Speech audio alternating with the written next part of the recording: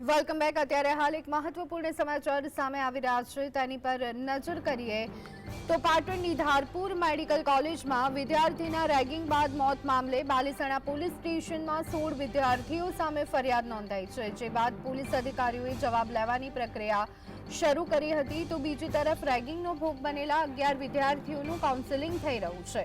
મૃતક વિદ્યાર્થીનો postmortem report ના આવે ત્યાં સુધી રેગિંગમાં સામેલ વિદ્યાર્થીઓની અટકાયત થઈ શકે છે। રિપોર્ટ આવ્યા બાદ જવાબદાર વિદ્યાર્થીઓ સામે કાયદાકીય પગલાં લેવાશે।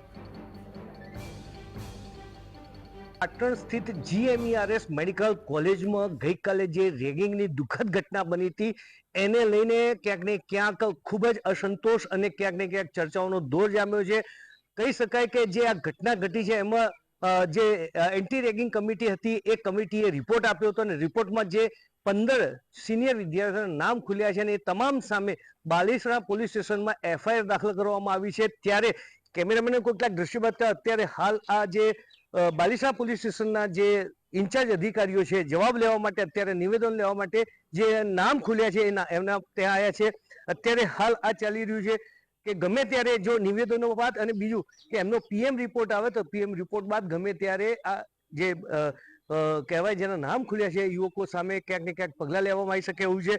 ગમે ત્યારે ધરપકડની લટકતી તલવાર રહેલી છે।